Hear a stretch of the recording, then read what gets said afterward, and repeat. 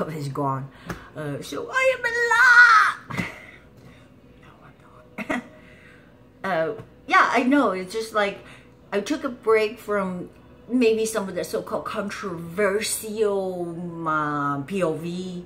Not that I'm being shut down. Yes, they tried to shut me down, but I cannot be defeated because that's what the so-called the left-wingers that want you to do, is to close your eyes and just say, yes, yes, dear, everything is, we're racist. If we don't, we're racist. You see, I can't even say the word. You're such a racist, you can't even say it. Oh yeah, if you don't, just open the door. No border. Everybody just roam in here. Have a bottle of champagne. Everybody shares through no fault of their own. Are you crazy or are you a fucking mind?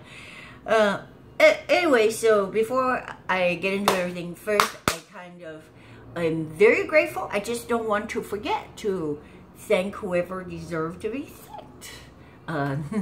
Not that, you know, the motivation thing is the, what do you call it? Primo or divine. I believe my motivation is divine, that I want to see different monuments of the United States of America. I mean, it didn't dawn on me until recent days. Like I said, I was just kind of going, me just being goofy, honey. And of course, I've received so-called discriminations before. Why women hate me? I'm not gonna give in. I'm on your side. I'm just saying, I'm on the side. Some of the people that fired friendly fires at me because I think just my looks. I can't help it because I just look very FOB. Yeah, that's it. I look FOB. So when I was in Parker, Colorado, there was like really staunch Republican country chiropractor, I don't care to mention his name, almost shot me. Seriously, I just knew when someone looked at me, like, what the way they I don't know the guy anyways. I went there to see Lee. Lee was the chiropractor friend that I know. Just so I have many friends. Okay, so the doctor that looked at me like up and down, as if he's just got so much hatred, the iciness.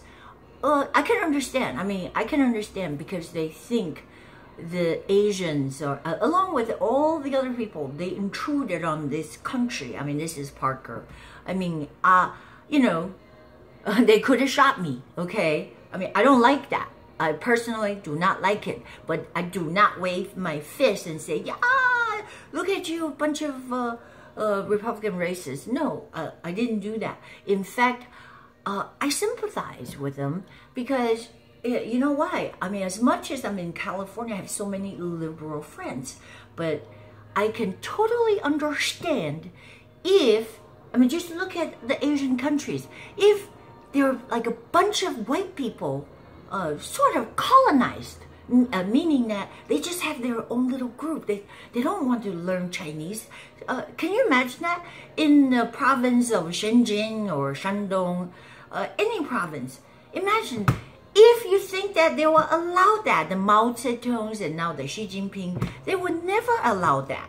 That for some white people to colonize and they don't interact nor socialize with the regular Chinese people, but somehow they draw pensions and somehow they hunker down there. You know, you can eat like all the Black Angus and you see what I'm saying, all the McDonald's there in the colony, but you cannot interact with them. It's called a no-go zone. Just imagine you put no-go zones of white people in other countries. It will never happen because they just won't allow it. Only in America. It's amazing. I was saying it to this very nice man I met.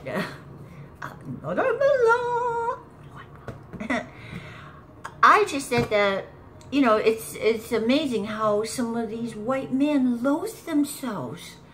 White people loathe themselves. Because when I was little, when I was a kid, growing up in the rural part of China, it would be like Christmas. It would be like, wow, if someone going to the PX, that, you know, PX is like the military base. They have PXs that you can only get in there if you're sponsored by American military. You see what I'm saying? So it's like such a privilege. It's more than the Disneyland if you get to go to visit the PX or go to their pool, because I love to play with water, and it was shitty pool. So seriously, if you weren't coming out of the shithole places, you wouldn't want to do everything you can to be in America. All right, so just admit that. Just totally, if you cannot admit that, then we have no conversation. We can't even have a dialogue. But the fact was, I look up on them when I was like in little China village. I look up upon these military, the GI Joes, and even the local women that went out with them. Just like, oh my God, they're so desirable and coveted. Meaning that the way that I was told that America is the greatest country in the whole wide world, the most powerful. They have this military presence. They're here to protect a little poor Chinese villager like me. Truthfully, they were there.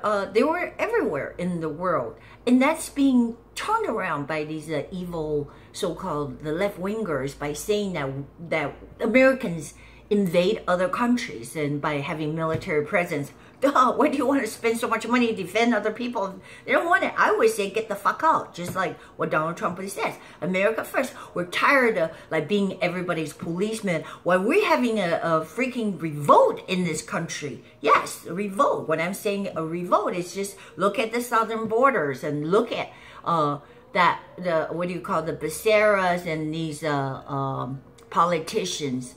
I don't even know how in the world can they say they're Americans when they're really doing everything, just spending all our money, trying to pull all the schemes, all for the sake of who? All for the sake of foreigners. I don't care if you put some good words. So-called the deferred action, DACA, it's deferred action, right? You see what I'm saying? That even Obama knew that it was not legal. So he's saying, okay, you know, my face, like, well, like Xi Jinping, everything is about face. Because I'm in the executive branch. I know this is a violation of the law. I'm not trying to break the law. I'm just asking you to defer it. Deferment does not mean that there is not a recoupment of the deferment. You see what I'm saying? Okay, so it's more like deferment of something. It's like you owe me $10, right? Oh, okay, I defer that until next month, so you just pay it back to me. Maybe with interest, maybe I'm a nice person, I say no interest. But deferred action does not mean that it's a permanent granting there, because it's a violation of the law. That's why they say go back to Congress. You don't like the law. If you say we should have an open border, everybody can come in here and proclaim citizenship, and we have to protect them. I mean, that's outrageous. You know that we're being censored because then you have no fucking sovereignty. We need sovereignty in this country. So go back to why I couldn't figure out why this nice gentleman I just met, or some other people I don't really know their, you know, where their heart's at or how they were educated. I can only guess if they were brought in the UC system. So the UC system and the educational system that it's more than broken. It's infiltrated. It's like the enemy tried to poison you because this is what the devil does. You know how I know? Because it worked. It worked on me. It worked for thousands of years. The scheme, the devil is a liar. And he is the father of the liar. So the lie that I perceived was that I was no good. I mean, I could be 6 foot tall and I could be the strongest, like, killer, wow, wow, wow. So what the devil does is he's just poked at you. Oh, well, just like, you know, people always like make fun of you. Like, hey, psst, psst, psst, you're not white, or something like, oh, you're not pretty enough. You're just like, boobies are too you know, this and that, and nose are crooked. And they always poke fun at you and make you feel like, oh, just a little bit less and less than what God intended for you is to be a strong, mighty princess. You see, I would say, Teresa King, you're strong, but you know, we got beat up because the world is the fallen world. So we believe in these lies. And this is what I was saying. I said, we heard so much, like the stronger when I was a kid in the little village, rural places, China, we were like, oh, America, it's a land of flowing with milk and honey. This is how they told us that if you go to the water faucet, you can actually push a button and it will come out milk or chocolate milk. Milk or chocolate milk, have your choice. Yeah, like, great. So this is our perception, you see. The greatest country in the whole world. People would do anything. I mean, but except for breaking in. I mean, you know, if you see people climbing over the wall, then you know, oh my God, something terrible has happened. But then the liberals say, shut up, just don't look. Shut up, it's okay. They're here to actually give you a better life. How could they be giving me a better life? They're just broken into my house. Oh, shut up, there's another one. You're a racist, shut up. So that has happened to like a lot of folks or friendly friends that poor white people just thought that there are a bunch of racist. This is what they thought. They loathe themselves. I mean, this is what I found out when I came to America. Like, you know, a lot of these white folks that thinking they're so pathetic. They're self-loathers. Because they believe in this thing that they were born racist because founding father had some slaves. Wait a minute. I mean, people have slaves everywhere.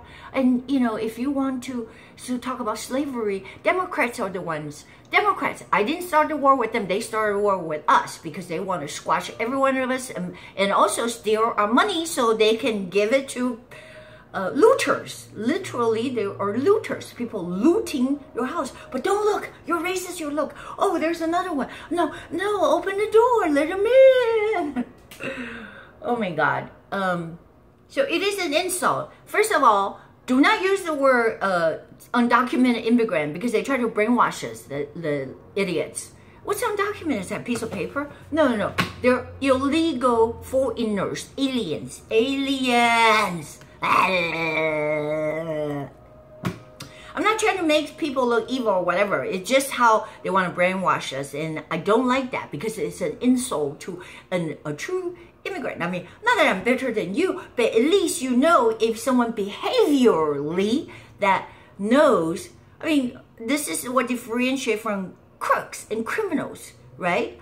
Like, okay, for example, my friend says, oh, look at the neighbor's tree. They have 1,000 of these beautiful fruits looming. And I just go, oh, yeah, I just want to go climb and pluck the fruits. Oh, no, don't do that. Don't do that because that's breaking the law. So it's a God-given fear. And also, I really believe that education, you know, your more moral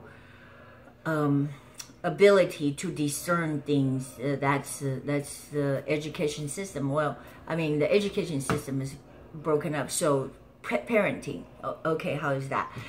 I believe that's really, really important. And so for someone like me who waited in line, I'm talking about like for the immigration system. I mean, you know, I didn't really want to be American citizen, but it's no fault of my own. But I did not break in here. We waited in line. Still, I was told, I was like, get out of here.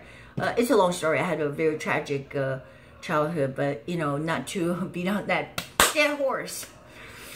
You owe me, man. Yeah, I mean, I can play the victim, but you know, I kind of don't want to, because we're winners. We want to treat us like fucking losers. Well, fuck you then. Don't treat us like losers because you're trying to take away, it's like we're stupid, take away our rights for this and for that.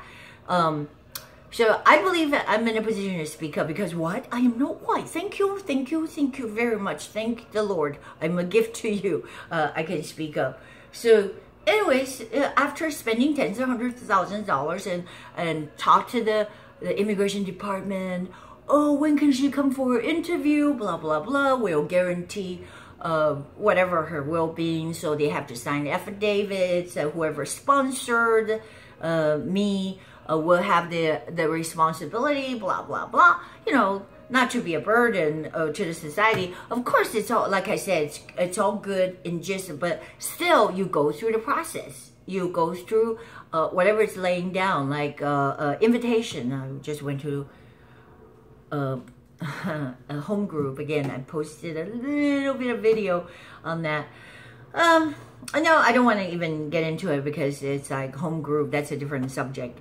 And what I really want to say is that, so you have really no sovereignty, you have no border, and you need that wall.